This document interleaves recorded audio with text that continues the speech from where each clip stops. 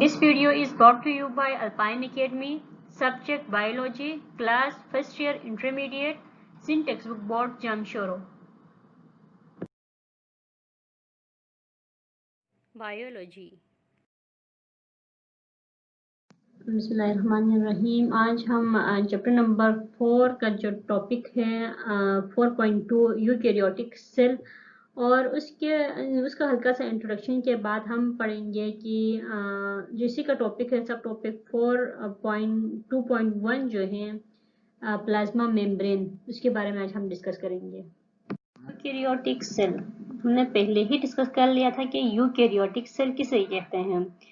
तो हमने पढ़ा था कि यूकैरियोटिक्स जो है वो ऐसे ऑर्गेनिजम्स को कहते हैं जो ट्रू कैरियोट्स होते हैं, यानी जिनमें ट्रू न्यूक्लियस जो है वो पाया जाता है।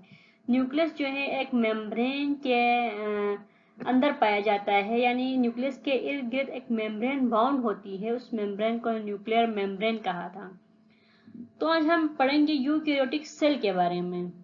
The typical eukaryotic cell contain 3 major parts। जो एक यूकैरियोटिक सेल को अगर हम ले तो इसमें 3 मेजर पार्ट्स होते हैं, बट 4 कंपोनेंट, जबकि जो चौथा कंपोनेंट है वो सिर्फ और सिर्फ प्लांट सेल में पाया जाता है, वो है सेल वॉल।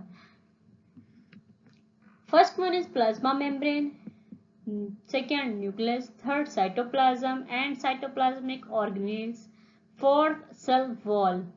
जो फोर्थ सेल वॉल जो है वो सिर्फ और सिर्फ प्लांट सेल में पाया जाएगा, ये एनिमल सेल में मौजूद नहीं होगा। जो थर्ड है साइटोप्लाज्म एंड साइटोप्लाज्मिक ऑर्गेनेल्स, ये ऑर्गेनेल्स जो हैं ये असल में mitochondria, Golgi operators, lysosome, plastids, ये सब इसमें शामिल होते हैं। अब हम डिटेल में पढ़ेंगे कि प्लाज्मा मेम्ब्रेन के बारे में। जो इसका फर्स्ट कंपोनेंट हमने कहा था प्लाज्मा मेम्ब्रेन है, उसके बारे में पढ़ेंगे। Plasma membrane. All cells are enclosed in a membrane that serve as their outer boundary, separating the cytoplasm from the external environment. तमाम जो सेल होता है, जो सेल्स होते हैं वो एक मेम्ब्रेन के इर्द गिर्द, एक मेम्ब्रेन जो है इसके इर्द गिर्द मौजूद होती है, जिसका काम ये है कि ये जो सेल का साइटोप्लाज्म होता है उसको आउटर मेम्ब्रेन से अलग करके रखती है, सेपरेट करके रखती है। ये एक बाउंड्री है, समझिए कि एक आउटर बाउंड्री है जो सेल के साइटोप्लाज्म है उसको उसके एक्सटर्नल एनवायरनमेंट से सेपरेट करके रखती है। तो ये सेपरेशन क्यों जरूरी है? क्योंकि हमने कहा था साइटोप्लाज्म में फ्लूइड फील्ड सब्सटेंस मौजूद होता है, सेमी फ्लूइड जिसको हमने कहा था, और उसके अंदर डिफरेंट ऑर्गेनेल्स मौजूद होते हैं, यही कहा था हमने। तो अब वो फ्लूइड जो है वो अपने जो उसका अपना एक हदूद है उससे बाहर आ सकता है, तो उसको रोकने के लिए, उसको मेंटेन रखने के लिए जो एक लेयर मौजूद होती है उसको कहा प्लाज्मा मेम्ब्रेन। इसके बाद इसका सेकेंड पॉइंट जो है, it allows that the cell to take up the retain certain substances while excluding others. इसमें जो है ये अलाउ करता है सेल को रिटेन करने के लिए सब्सटेंसेस को बाहर जाना भी है, क्योंकि अगर एक चीज़ किसी चीज़ के अंदर बहुत भारी मकदार में मौजूद हो तो वो चीज़ फट सकती है, तो यहाँ से एक्सक्लूडिंग और इंक्लूडिंग का काम भी हो सकता है। ये कैसा होता है ये हम आज के ही लेक्चर में जो फ्लूइड मोज़ेक मॉडल है उसमें डिस्कस करेंगे।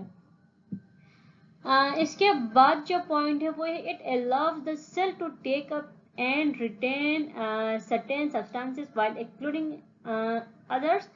All biological membrane have same basic molecular organization। जो जितने भी बायोलॉजिकल मेम्ब्रेन्स होती हैं, चाहे वो न्यूक्लियर मेम्ब्रेन हो, प्लाज्मा मेम्ब्रेन हो, या फिर कोई भी मेम्ब्रेन जो है वो उनके मॉलिक्यूलर जो ऑर्गेनाइजेशन है या उनकी कंपोजिशन जो है वो सेम होती है, क्योंकि वो एक ही सेम चीज़ों से मिलके बने हुए होते हैं। They consist of a double layer, यानी इनमें डबल लेयर होती है, बाई लेयर होते हैं। किस चीज से मिलके बने होते हैं? फॉस्फोलिपिड्स इंटरसेप्रेटेड विद प्रोटीन्स, प्रोटीन्स और फॉस्फोलिपिड्स से मिलके बने हुए होते हैं, और प्रोटीन जो हैं वो इनके अंदर सेपरेट होती हैं। The phospholipid molecules in the plasma membrane are arranged into parallel layers. जो phospholipids के जो molecules होते हैं वो plasma membrane में 2 layers में या बाई layers में ये arrange होती हैं parallel form में, यानी एक दूसरे के आमने सामने ये इनकी arrangement होती है. Their non-polar hydrophobic ends face each other, whereas their polar hydrophilic ends are associated with carbohydrates and proteins, etc. जिनका जो नॉन पोलर जो पार्ट होता है, जो हाइड्रोफोबिक पार्ट होता है, या जो हाइड्रोफोबिक एंड्स हैं, ये एक दूसरे को फेस कर रही होती हैं, एक दूसरे के आमने सामने मौजूद होती हैं, जबकि इनका जो पोलर एंड होता है, हाइड्रोफिलिक एंड जो है वो प्रोटीन्स पर, कार्बोहाइड्रेट्स वगैरह पर ये मुश्तमिल होती हैं, इनमें एसोसिएटेड होती हैं. Plasma membrane also contain several types of lipid like cholesterol. Plasma membrane जो है इनमें सेवरल टाइप्स ऑफ लिपिड्स में मौजूद होते हैं, लिपिड्स की कुछ अक़साम में मौजूद होती हैं, जैसे कि कोलेस्ट्रॉल बताया गया है यहाँ पे. In certain animals, cholesterol may constitute up to 50% of the lipid molecule in plasma membrane. अच्छा, ये जो प्लाज्मा मेम्ब्रेन में अगर हम बात करते हैं कोलेस्ट्रॉल की, तो एनिमल सेल में जो है वो 50% मौजूद होता है. ये लिपिड मॉलिक्यूल्स 50% होंगे और 50% जो है इसमें यानी जो कोलेस्ट्रॉल जो है वो 50% जो है वो इसमें मौजूद होगा. जबकि प्लांट सेल में या फिर बैक्टीरियल सेल में अगर हम देखते हैं तो वहाँ पे कोलेस्ट्रॉल जो है वो एब्सेंट होता है. इसीलिए जो है जो एनिमल्स में अगर हम अक्सर हम देखते हैं कि या ह्यूमंस वगैरह में हम देखते हैं कि उनमें कोलेस्ट्रॉल जो है वो ज़्यादातर हाई रहता है. तो वो यही इसकी वजह है कि जिसकी जो मकदार है कोलेस्ट्रॉल जो है यहाँ पे 50% मौजूद होता है एनिमल सेल में. Alpine Academy provides online tuition for all subjects of class 9th, Matric, First Year and Inter. Please contact us on this WhatsApp number. आप इस पिक्चर में देख सकते हैं figure 4.3 the lipid by layer. यहाँ पे इसका स्ट्रक्चर दिखाया गया है. आपकी बुक के पेज नंबर 57 पर ये मौजूद है. जो पोलर एंड है ये देखें, ये एक दूसरे को फेस नहीं कर रहे हैं, जबकि जो नॉन पोलर जो एंड्स हैं ये आप देखें, ये जो टेरी लकीर है जो इसके अंदर जो मौजूद है इस बॉक्स लाइक स्ट्रक्चर में, ये इसका नॉन पोलर एंड्स है. ये लिपिड्स से ये बनी हुई होती हैं और ये हाइड्रोफोबिक ये होती हैं. आई थिंक जो नॉन पोलर हैं वो हाइड्रोफोबिक होती हैं. नॉन पोलर एंड जो है वो एक दूसरे को फेस कर रहे हैं, जबकि जो पोलर एंड्स हैं वो एक दूसरे को फेस नहीं कर रही हैं और ये हाइड्रोफिलिक होता है. हाइड्रोफिलिक मीन्स यानी ये वाटर लविंग होता है. और ये देखिए आपकी सीधी लकीर है, ये असल में बनी ही है, ये पोलर एंड्स है, यानी ये हाइड्रोफिलिक पोर्शन है. इसके बाद अभी जो सेकेंड जो डायग्राम है, यहाँ पे जो हेड लाइक स्ट्रक्चर है, हेड लाइक, ये हाइड्रोफिलिक पोर्शन है, ये वाटर लविंग होता है. इसके बाद जो है ये जो टेल लाइक पोर्शन है, ये जो है ये हाइड्रोफोबिक पोर्शन होगा.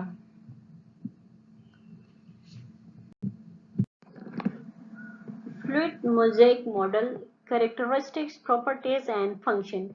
In 1972, Singer and Nicholson proposed a working model of plasma membrane known as fluid mosaic model. 1972 में दो साइंटिस्ट जिनका नाम सिंगर एक का था और दूसरे का निकलसन था, उन दोनों ने मिल के प्लाज्मा मेम्ब्रेन पे काम किया. तो उन दोनों ने मिल के एक मॉडल पेश किया प्लाज्मा मेम्ब्रेन का. उस मॉडल को उन लोगों ने नाम दिया फ्लूइड मोज़ेक मॉडल. इसको फ्लूइड का नाम क्यों दिया ये आपको अगर हम ये डिटेल में पढ़ेंगे तो आपको समझ में आ जाएगा. In this fluid mosaic model, the lipid bilayer is retained as a core of membrane. ये जो फ्लूइड मोज़ेक मॉडल जो है इसमें ये कहा गया है कि जो लिपिड जो होती हैं वो बाइलेयर होती हैं, सही है, और ये रिटेन्ड होती हैं क्योंकि इसमें जो है कोई मेम्ब्रेन मौजूद होती है, इसीलिए ये रिटेन्ड है. These lipid molecules are present in a fluid state capable of rotating and moving laterally within the membrane. तो इनका ये कहना है कि ये जो मॉलिक्यूल्स हैं, जो फ्लूइड में मॉलिक्यूल्स इसके अंदर जो मौजूद होते हैं, ये मूव कर सकते हैं। ये पार्टिकल जो हैं वो सेल मेम्ब्रेन के अंदर जो पार्टिकल्स होते हैं वो मूव कर सकते हैं, इनका ये कहना है। जो थर्ड पार्ट है उसमें ये कह रहे हैं कि the structure and arrangement of membrane protein in the fluid mosaic model are like iceberg in the sea. तो इनमें स्ट्रक्चर के बारे में ये बता रहे हैं कि इनमें मेम्ब्रेन में अरेंजमेंट प्रोटीन के कुछ इस तरह से हैं कि जैसे कि एक सी है, उसके ऊपर आइस ब्रेक्स है, यानी समंदर के ऊपर जो है, या इसकी तह में, इसके ऊपर जो है, सॉरी, इसके ऊपर जो है जैसे कि बर्फ के टुकड़े हैं। इसी तरह से फ्लूइड मोज़ेक मॉडल में ये बताया गया है कि यहाँ पे जो अरेंजमेंट ऑफ मेम्ब्रेन और प्रोटीन जो है वो बिल्कुल इसी तरह से, यानी पहले भी हमने पढ़ा था कि जो प्रोटीन्स होते हैं वो स्कैटर्ड फॉर्म में होते हैं, यानी प्रोटीन्स इसके ऊपर बिखरे हुए होते हैं मेम्ब्रेन के ऊपर। तो ये कुछ इसके अंदर पेनिट्रेट भी करती हैं, कुछ इसके ऊपर भी होती हैं प्रोटीन्स। ये हम डायग्राम में आपको दिखाएंगे। The protein occur as a mosaic of discontinuous particles that penetrate deeply into and even completely through the lipid sheet. तो यहाँ पे बताया गया कि जो प्रोटीन्स हैं वो एज अ मोजेक जो हैं ये डिसकंटिन्यूस पार्ट, यानी कंटिन्यूसली मौजूद नहीं होती, मतलब ये कहीं कहीं होती है। कहीं पे ये पूरा लिपिड जो लेयर है या लिपिड जो शीट है उसके अंदर कंप्लीटली उसके अंदर डीपली उसके अंदर होती है पेनिट्रेट करके। कभी कभार ये होता है कि ये पूरा उसके अंदर पेनिट्रेट नहीं करती है। The components of plasma membrane are mobile and capable of coming together to engaging in various types of transient or semi-permanent interaction. तो ये जो कंपोनेंट्स हैं प्लाज्मा मेम्ब्रेन के वो हरकत करते रहते हैं, यानी ये मुसलसल हरकत में रहते हैं। तो ये क्या करते हैं, ये हरकत में रहते हैं और इनका काम यही है कि ये मूवमेंट में ही रहते हैं और ये कुछ चीज़ों को अपने अंदर आने देते हैं, कुछ चीज़ों को नहीं आने देते हैं। इनका तरीक़ाकार जो है वो मुख्तलिफ होता है, कैसे ये आने देते हैं, कैसे नहीं आने देते हैं, ये डिफरेंट के फंक्शंस होते हैं। The proteins associated with the lipid bilayer can be divided into two groups. ये जो प्रोटीन जो एसोसिएटेड होती हैं लिपिड बाइलेयर पे, इनको टू ग्रुप्स में डिवाइड किया गया है। अब वो ग्रुप्स कौन कौन से हैं ये जो है हम आगे देखते हैं नेक्स्ट स्लाइड में। Integral protein or intrinsic protein, a class of protein that are directly incorporated with the lipid bilayer. Some of these proteins are believed to provide a channel or canal through which water-soluble substances such as ions can pass back and forth between the extracellular and intracellular compartment. जो intracellular जो intrinsic protein है उनको integral protein भी कहा जाता है, सही है। और ये जो है ये जो है पेनिट्रेट ये करती हैं उसमें जो लिपिड बाइलेयर हैं उसके अंदर ये मौजूद होती है, यानी फुली उसके अंदर पेनिट्रेट करती हैं, सही है। इसके बाद जो है यहाँ पर ये बताया गया है कि ये हमने पहले ही कहा था कि जो प्लाज्मा मेम्ब्रेन है ये ट्रांसपोर्टेशन का भी काम कर सकती हैं, ये इसका काम ये भी हो सकता है। तो यहाँ पे मौजूद जो इंट्रिंसिक प्रोटीन है ये मटेरियल्स को, कुछ स्पेसिफिक मटेरियल्स को इन और आउट होने में एक मीडियम जो है वो प्रोवाइड कर सकती हैं, सही है। जो कि वाटर सोल्यूबल मटेरियल्स या सब्सटेंसेस होंगे जैसे कि आयंस होंगे। इसके बाद जो है ये कैसे करेंगे ये आपको इंशाल्लाह डायग्राम में आपको दिखा देंगे कि कैसे जो इंट्रासेलुलर और एक्स्ट्रा सेलुलर जो कंपार्टमेंट है उसके अंदर ये पाथवे कैसे बनाती है, या चीज़ों को या आयंस को ये कैसे इनकी जो मूवमेंट है वो करवाती हैं, या कैसे इनको इन और आउट करती हैं। इसके बाद जो है सेकेंड जो है वो पेरिफेरल प्रोटीन जिनको एक्सट्रिंसिक प्रोटीन कहा गया है। A class of protein located entirely outside of the lipid bilayer on either the extracellular or cytoplasmic surface exhibit a loose association with membrane surface. ये फुली पेनिट्रेट नहीं करती हैं lipid layer में, जबकि intrinsic protein जो है वो fully penetrate करती थी, जबकि जो एक्सट्रिंसिक प्रोटीन है या पेरिफेरल प्रोटीन है वो फुली पेनिट्रेट नहीं करती हैं, उसके सरफेस में भी ये मौजूद होती हैं। उसके बाद जो है जो सेकेंड पॉइंट है वो है कि these proteins which may possess lipid lipoprotein और carbohydrate glycoproteins side chains are arranged as mosaic with the cell membrane. ये प्रोटीन जो हैं वो लिपिड लिपोप्रोटीन्स के फॉर्म में भी हो सकती हैं। इसके बाद ये कार्बोहाइड्रेट्स के साथ भी बॉन्ड बना के ग्लाइकोप्रोटीन्स इसकी एग्जांपल है, इस फॉर्म में भी ये हो सकते हैं। For more details on remaining lectures, chapters and exercises of this book, please send us a message on WhatsApp number।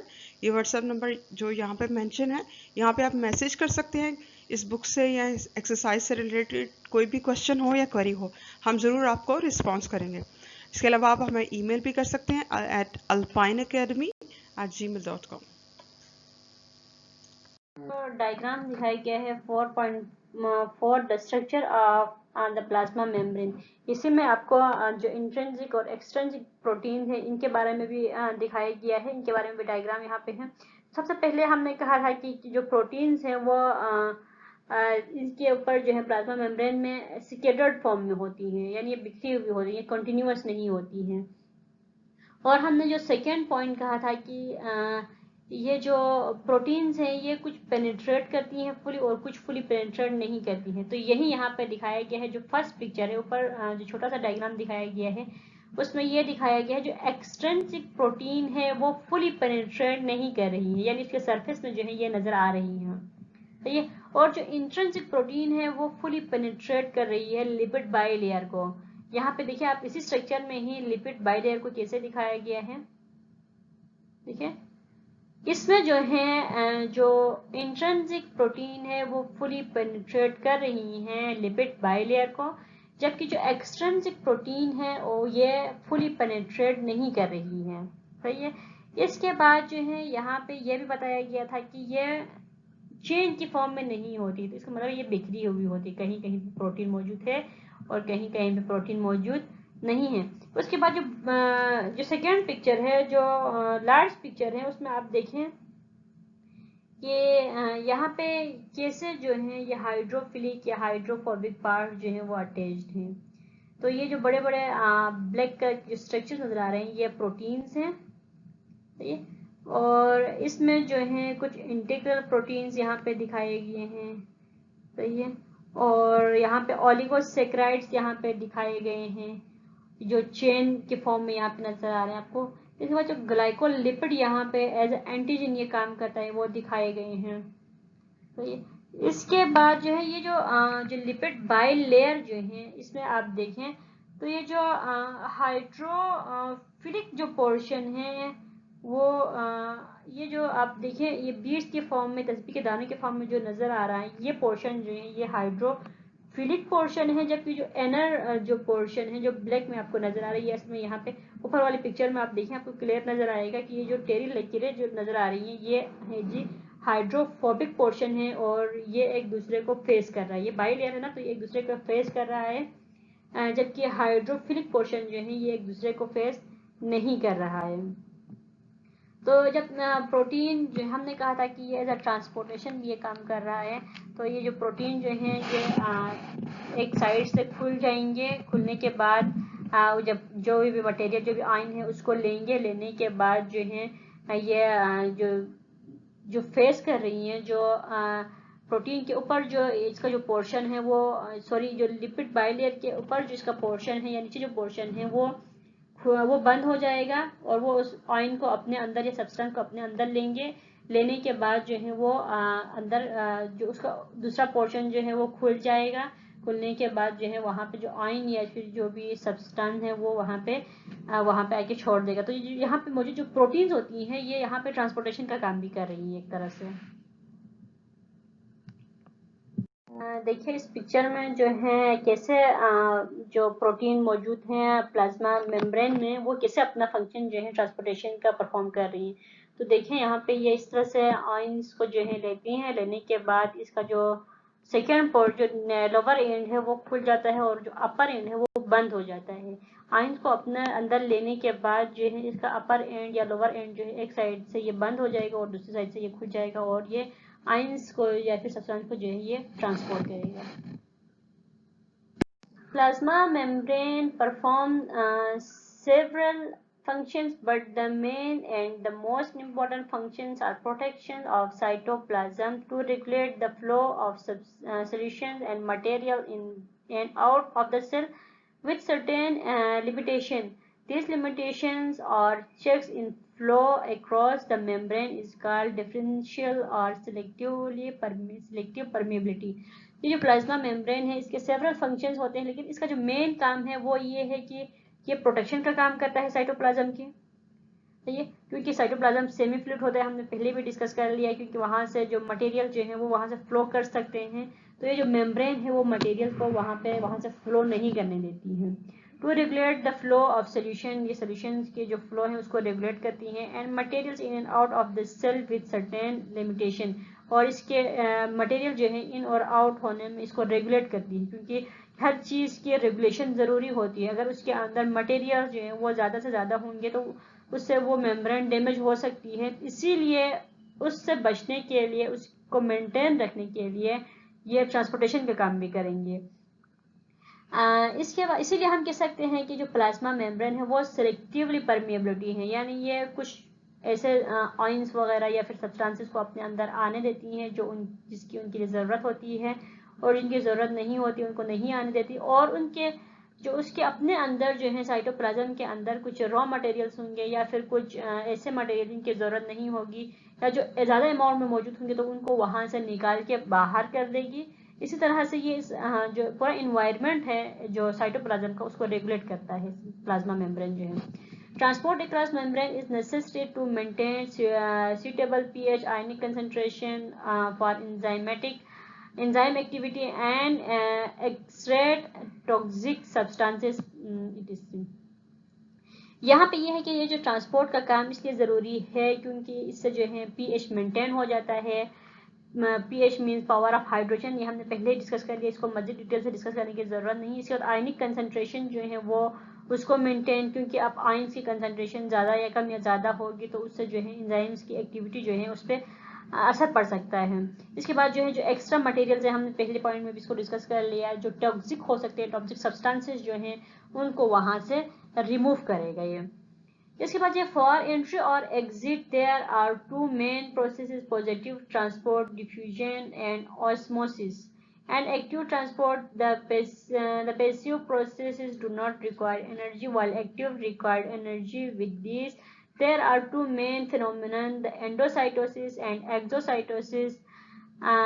इनकी जो एंडोसाइटोसिस और एक्सोसाइटोसिस इनको डिटेल में हम चैप्टर नंबर 14 में इंशाल्लाह इनको हम डिस्कस करेंगे। तो यहाँ पे इन लोगों ने ये कहा कि जो पैसिव ट्रांसपोर्ट होता है वो ऐसा ट्रांसपोर्ट होता है जिसमें जो हाई से लो की तरफ ट्रांसपोर्टेशन होती है, जहाँ से हाई कंसंट्रेशन से लो कंसंट्रेशन की तरफ ट्रांसपोर्ट होती है और इसकी एनर्जी जो है वो रिक्वायर्ड नहीं होती है। इसकी एग्जांपल जो है वो डिफ्यूजन और ऑस्मोसिस है। जबकि एक्टिव ट्रांसपोर्ट जो है इसमें जो लो कंसंट्रेशन से हाई कंसंट्रेशन की तरफ यहाँ पे ट्रांसपोर्टेशन होती है और इसके लिए जो है एनर्जी रिक्वायर्ड होती है। क्योंकि एक साइड पे सपोज हम एग्जांपल लेते हैं कि एक साइड पे जो है प्रेशर कम है, दूसरी साइड पे ज़्यादा है, तो दूसरी साइड पे जहाँ पे प्रेशर ज़्यादा है वहाँ पे मज़ीद जो सब्सटेंसेस हैं या फिर मज़ीद मॉलिक्यूल्स को ऐड करना मुश्किल हो जाएगा, तो उसके लिए एनर्जी रिक्वायर्ड होगी। तो ये इसको हम कहते हैं एक्टिव ट्रांसपोर्ट, जहाँ पे एनर्जी की रिक्वायरमेंट होती है, जबकि पैसिव ट्रांसपोर्ट में जो है एनर्जी की रिक्वायरमेंट नहीं होती है। इसके बाद जो है diffusion, it occurs spontaneously and no extra energy is required to bring it about. ये जो डिफ्यूजन जो है ये एक ऐसा प्रोसेस है जो स्पॉन्टेनियसली होता है, ये नेचुरली भी होता है और इसके लिए कोई एक्स्ट्रा एनर्जी की रिक्वायरमेंट नहीं होती है। A few substances freely diffuse across plasma membrane, for example respiratory gases, जैसे कि O2 है और CO2 है, ऑक्सीजन और कार्बन डाइऑक्साइड है, diffuse in and out of the cell. यानी प्लाज्मा मेम्ब्रेन के अंदर भी जो है हम देख रहे हैं कि डिफ्यूजन का जो प्रोसेस हो रहा है ये पैसिव ट्रांसपोर्ट है, क्योंकि इसके लिए मजीद एनर्जी की ज़रूरत, एक्स्ट्रा एनर्जी की ज़रूरत जो है वो नहीं पड़ती। जो सेकेंड है osmosis, it maintain balance between osmotic pressure of the intracellular fluid and that of interstitial fluid known as osmoregulation. Osmoregulation का जो प्रोसेस होता है जिसमें जो इंट्रासेलुलर फ्लूइड होता है या फिर जो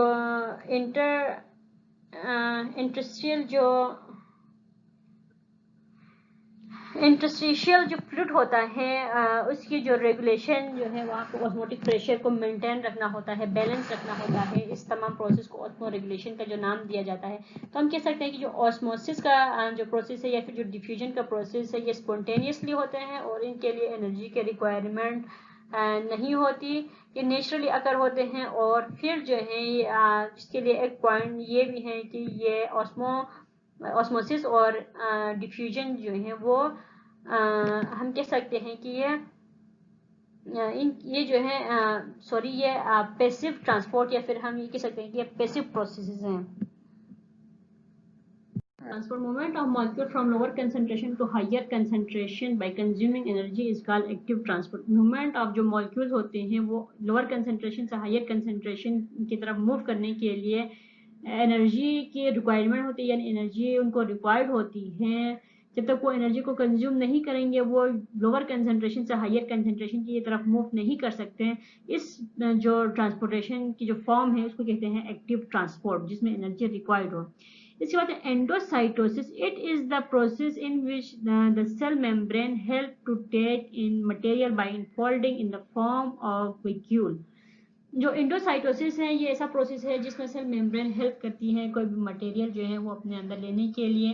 जैसे कि जो वैक्यूल्स होते हैं जिस तरह से वो अपने अंदर मटेरियल को लेते हैं, बिल्कुल इसी तरह से यहाँ पे जो मेम्ब्रेन है, सेल मेम्ब्रेन है, वो हेल्प करती है। इस प्रोसेस को कहते हैं एंडोसाइटोसिस।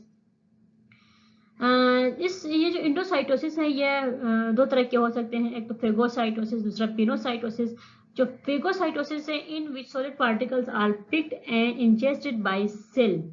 इसमें ये जो है जो सॉलिड पार्टिकल्स होते हैं उनको पिक करते हैं और उसके बाद उनको इंजेस्ट करता है सेल। तो ये जो एंडोसाइटोसिस है इसमें जो है एग्जांपल आप WBCs की ले सकते हैं, क्योंकि ये फॉरेन बॉडीज को क्या करती हैं, पिक करती हैं ब्लड स्ट्रीम में से। In this way they destroy the harmful bacteria which enter into our body। इस तरह से जो है वो harmful जो बैक्टीरिया होते हैं वो उनको हमारी बॉडी के अंदर जो है उनको डिस्ट्रॉय किया जाता है। ये कौन करता है ये काम? WBCs करती हैं। It is also called cell eating process. इनको जो है सेल एटिंग प्रोसेस भी कहा जाता है, क्योंकि ये हमारे ब्लड में जितने भी हार्मफुल बैक्टीरिया होते हैं उन बैक्टीरिया को क्या करता है, डिस्ट्रॉय कर लेता है। इसके बाद जो पिनोसाइटोसिस है, when liquid material in bulk in the form of vesicles taken in by endocytosis, this process is called pinocytosis, which is also called as drinking process। अच्छा, तो यहाँ पे हमने फेगोसाइटोसिस को एटिंग प्रोसेस कहा है, तो इसका मतलब यहाँ पे कि ये है कि जो पिनोसाइटोसिस है इसको ड्रिंकिंग, क्योंकि पिनोसाइटोसिस में जो मटेरियल था वो सॉलिड था, जब जो फेगोसाइटोसिस था उसमें मटेरियल जो था वो सॉलिड फॉर्म में था, जबकि जो पिनोसाइटोसिस है इसमें मटेरियल जो है वो लिक्विड फॉर्म में होगा, इसीलिए इस प्रोसेस को ड्रिंकिंग प्रोसेस कहा गया। जबकि exocytosis, the process of membrane fusion and movement of material out of the cell is called exocytosis. नाम से ही पता चल रहा है एक्सोसाइटोसिस यानी सेल के बाहर करना। ये जो प्रोसेस है इसमें मेम्ब्रेन जो है वो क्या करेगी, जो मटेरियल है उसको सेल से बाहर करेगी। इस प्रोसेस को कहा जाता है कि ये एंडोसाइटोसिस है। तो जो मेन डिफरेंस है एंडोसाइटोसिस में और एक्सोसाइटोसिस में वो ये है कि एंडोसाइटोसिस में जो है वो सेल अपने अंदर लेता है किसी चीज को, किसी मटेरियल को, जबकि एक्सोसाइटोसिस में जो है वो एग्जिट कर लेता है। ये डायग्राम है आपके बुक के पेज नंबर 59 में ये डायग्राम मौजूद है। इसमें आप देखें कि जो पहले जो डायग्राम है 4.5 इसमें डायग्राम ए में ये दिखाया गया है कि जो एंडोसाइटोसिस का प्रोसेस है वो कैसे होता है। तो आप देखें कि जो एंडोसाइटोसिस का जो प्रोसेस है उसमें जो प्लाज्मा मेम्ब्रेन को दिखाया गया है और दूसरा वो सब्सटेंस है, वो मटेरियल है जिसको सेल ने अपने अंदर लेना है। तो यहाँ पे क्या हो रहा है, जो मेम्ब्रेन है सेल में, प्लाज्मा मेम्ब्रेन का जो स्ट्रक्चर है या जिसका जो शेप है वो चेंज हो रही है। इस तरह से वो मॉलिक्यूल को अपने अंदर ले लेता है। जो सेकेंड स्टेप है उसमें देखिए, फर्स्ट स्टेप में ये इसके करीब आ गया मटेरियल, और जो सेकेंड स्टेप है उसमें देखिए उसकी जो लेयर जो है या फिर जो बाउंड्री जो है प्लाज्मा मेम्ब्रेन की वो थोड़ी डेंस हुई है। इसके बाद थर्ड स्टेप में देखिए वो बिल्कुल उसने अपने अंदर कर लिया है। जिस तरह से आप किसी को हक करते हैं इसी तरह से इसने पार्टिकल को, सब्सटेंस को अपने अंदर कर लिया है प्लाज्मा मेम्ब्रेन ने।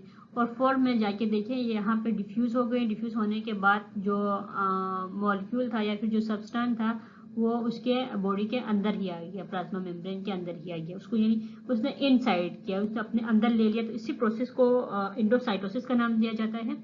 जबकि जो एक्सोसाइटोसिस जो है आपने फिगर 4.5 यानी फिगर बी में आप देखें तो ये जो प्लाज्मा मेम्ब्रेन के अंदर जो पार्टिकल था या जो सब्सटेंस था उसको बाहर निकालना है। अब तो कैसे निकालेगा, तो ये जो प्रोसेस था एंडोसाइटोसिस का बिल्कुल इसी का अपोजिट जो है वो एक्सोसाइटोसिस में चल रहा है। तो सबसे पहले जो है स्टेप 1 में जो पार्टिकल हैं वो उसके अंदर मौजूद है, सब्सटेंस जो है प्लाज्मा मेम्ब्रेन के अंदर मौजूद है। उसके बाद जो है सेकेंड स्टेप में प्लाज्मा मेम्ब्रेन ने खुलना शुरू किया है, और थर्ड स्टेप में ये खुल गया है। फोर्थ स्टेप में सेकेंड स्टेप में ये खुलना शुरू हो गया है, खुल रहा है। और थर्ड स्टेप में आप देखें कि पार्टिकल जो है वो इससे बाहर है। और फोर्थ स्टेप में जो है प्लाज्मा मेम्ब्रेन बिल्कुल पहले अपनी जैसी हालत में आ रहा है और पार्टिकल जो है वो उससे प्लाज्मा मेम्ब्रेन से बाहर चला गया है। तो ये जो पूरा प्रोसेस जो है वो एक्सोसाइटोसिस कहलाता है।